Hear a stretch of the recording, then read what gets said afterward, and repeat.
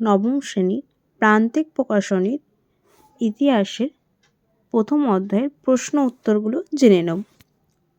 প্রথমে আছে সঠিক উত্তরটি বেছে নিয়ে লেখো। ফরাসি বিপ্লবের সূচনা হয় উত্তর খ 1789 সালে।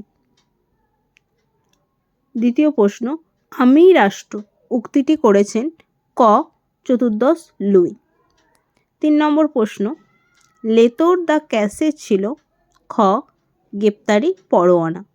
4 নম্বর প্রশ্ন, ফ্রান্স ছিল অর্থনীতির জাদুঘর উক্তিটি ছিল উত্তর গ অ্যাডাম স্মিথ।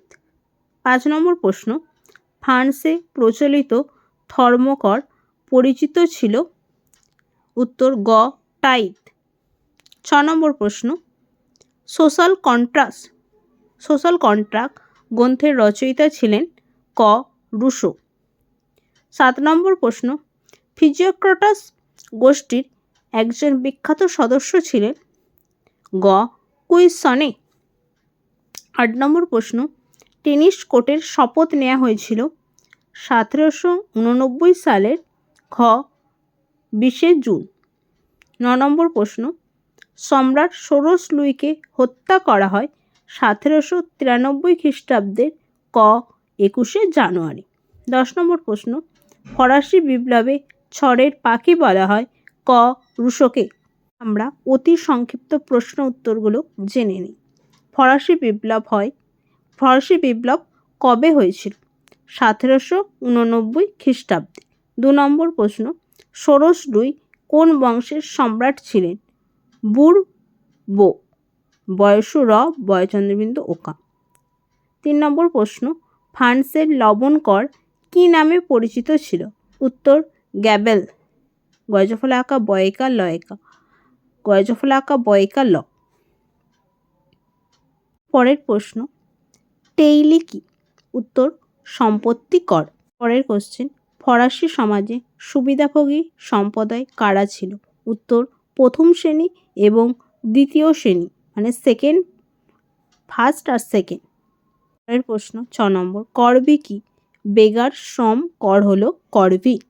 পরের কোশ্চেন, স্পিরিট অফ লজ গ্রন্থটির রচয়িতা কি?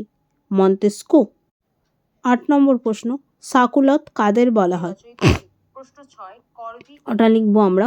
উত্তর ফরাসি সমাজে সাকুলাত বলতে বোঝাতো শহরবাসী খেটে খাওয়া সাধারণ মানুষদের।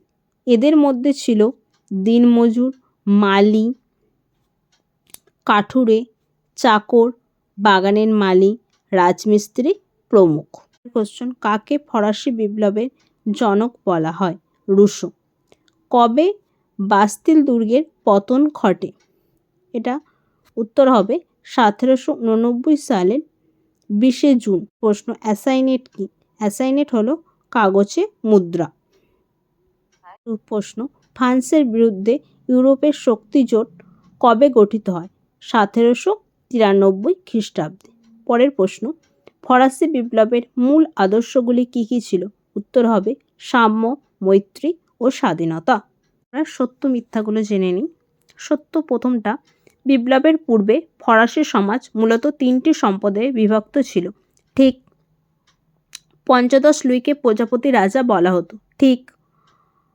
বুরবো সম্রাটরা ঈশ্বর প্রদত্ত ক্ষমতায় বিশ্বাসী ছিলেন। ভুল। 4 নম্বর, ভলতেয়ারকে ফরাসি বিপ্লবের জনক বলা হয়। ভুল।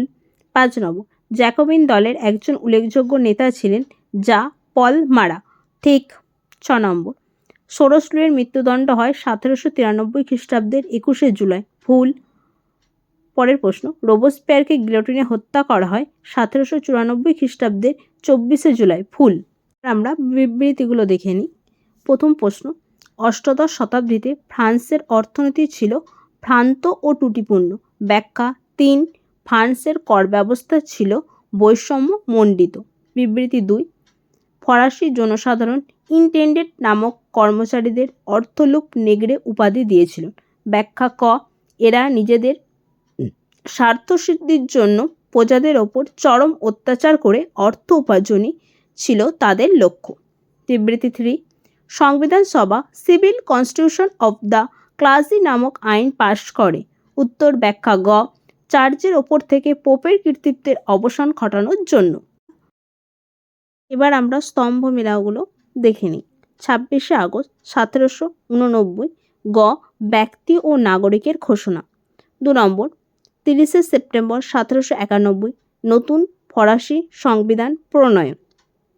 21শে সেপ্টেম্বর 1792 ঘ, ফরাসি রাজতন্ত্রের বিলোপ। পরেরটা 4 17 জুলাই 1793 সামন্ততন্ত্রের বিলুপ্তি। এবার 2 নম্বরের ক স্তম্ভ খ স্তম্ভ। টেইলি, এটা হবে ভূমিকর। গ্যাবেল, লবণ কর। টাইপ, ধর্মকর। করবি, বেগার শ্রম।